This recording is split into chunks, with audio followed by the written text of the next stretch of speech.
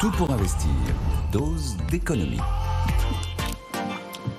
On va parler du train.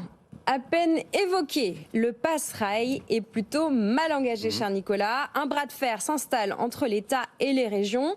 Pouvez-vous nous rappeler l'enjeu ? L'enjeu, c'est qui va payer.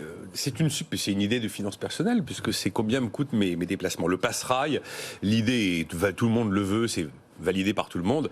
Emmanuel Macron s'inspire de ce qui se passe en Allemagne avec le Deutschland Ticket. En Allemagne, pour 49 € par mois, n'importe quel Allemand peut prendre absolument tout le réseau ferré, y compris les transports en commun des grandes villes, le tram, le bus, le métro. Mais évidemment, vous imaginez qu'à 49 € par mois pour l'ensemble du pays, c'est ultra subventionné. Ça coûte 3 milliards d'euros par an en fait à l'Allemagne, c'est un montant important, et c'est cofinancé par les Länder et l'État fédéral. Emmanuel Macron lance cette idée lundi, là, quand il a accordé une interview, mais après il faut payer. Et donc il aimerait un cofinancement entre l'État et les régions. Et les régions ont commencé à dire, on n'a pas les moyens. L'Auvergne-Rhône-Alpes a dit, moi je suis désolé, ça rentre pas dans mes finances personnelles. Les Hauts-de-France ont dit, écoutez, on subventionne 3 € sur 4 le prix du billet de TER, on peut pas faire plus. 3 € sur 4. Voilà, oui, vous achetez un billet 3 € au DTR aujourd'hui, vous savez qu'en fait le vrai prix du billet c'est 12. Et il y a les 3/4 payés par la collectivité et donc par l'argent des collectivités locales. Et à côté de ça, les régions, elles vont bien être obligées quand même de s'intéresser au sujet puisqu'elles l'ont voulu, elles l'ont eu. Elles ont le statut d'AOM depuis 20 ans. AOM, c'est Autorité Organisatrice de Mobilité. C'est donc elles qui ont la main sur l'organisation des transports régionaux et donc les tarifs. Donc voilà, qui va payer ? C'est l'enjeu numéro 1. Et le deuxième enjeu, c'est après qui va payer, c'est qui va recevoir, parce qu'il y a quand même un abonnement, même s'il est subventionné. Donc il y a des recettes. On fait quoi des recettes ? Est-ce que les recettes vont à l'État ? Est-ce que les recettes vont à l'État et aux régions ? Est-ce qu'il y a une espèce de péréquation en fonction du nombre de voyageurs transportés ? Voilà.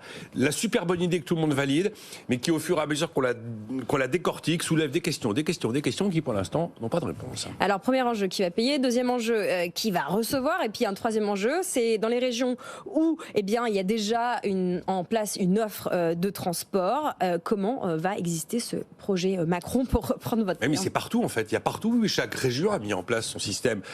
Carole Delga pour le PS en Occitanie, c'est audible ce qu'elle dit. Écoutez, moi, sous 26 ans, le TER c'est gratuit. Ça veut dire que si on crée une carte nationale, tarif unique très bas, le 26 ans qui ne paye pas en Occitanie, il devra payer parce que du coup, il n'aura plus qu'accès à cette solution nationale. De la même manière, à Paris-Île-de-France, le pass Navigo, maintenant, c'est 84 € par mois. Alors certains diront que c'est beaucoup d'argent, mais c'est pareil, c'est subventionné à 75%. Est-ce que, économiquement, on peut se permettre de ramener le pass Navigo à 49 € par exemple, si on décidait que c'est 49 €. 49 € en Allemagne, ce serait combien l'équivalent en France de ce Deutschland Ticket ? Je ne sais pas. D'abord, il va falloir justement voir les modalités de ce dispositif. Pour l'instant, c'est une idée. Alors, on nous dit clairement qu'il n'y aurait pas le TGV, pas les lignes à grande vitesse. Sont cités les TER et intercités de la SNCF. Mais évidemment, Clément Beaune dit qu'il faut bien sûr ajouter les trams, les bus, tous les transports en commun des différentes métropoles. Alors vous avez la RATP et la SNCF à Paris, vous avez la RTM à Marseille, vous avez TCL à Lyon, TBM à Bordeaux. Il va falloir réussir à trouver une solution qui mette tout le monde sous le même toit.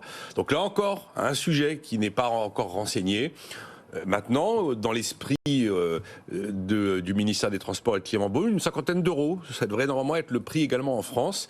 Donc on répond déjà à toutes ces questions pour essayer d'imaginer si ça va avoir le jour. Puis il y en a une dernière question. Imaginons qu'on mette ça en place, très bien. Ça donne un accès à prix très bas à l'ensemble des transports, mais est-ce que la SNCF a les moyens d'absorber une hausse soudaine du nombre de voyageurs ? Est-ce qu'elle a les rames ? Est-ce que le réseau est suffisamment en état pour pouvoir tout supporter ? Ça encore, c'est pas du tout certain. Puis un dernier élément, alors là qui n'est pas vraiment lié aux finances personnelles, mais qui est quand même intéressant parce que c'est un sujet quand même de dépenses du quotidien et d'inflation, tout ça.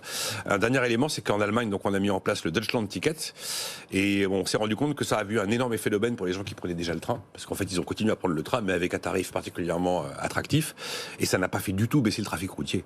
Et donc ça n'a pas eu l'effet, qui est quand même l'effet in fine souhaité, sur la baisse du trafic sur les routes et la réduction des empreintes carbone. Donc voilà où nous en sommes. Bien, on continuera à suivre ce sujet qui, vous l'avez entendu de la bouche de Nicolas, concerne également vos finances personnelles. Quand vous achetez un billet de train, ça concerne votre porte-monnaie. Bon, c'est pas de l'investissement de long terme, c'est de l'investissement de court terme pour se déplacer. Merci beaucoup Nicolas, on vous retrouve demain à la même heure.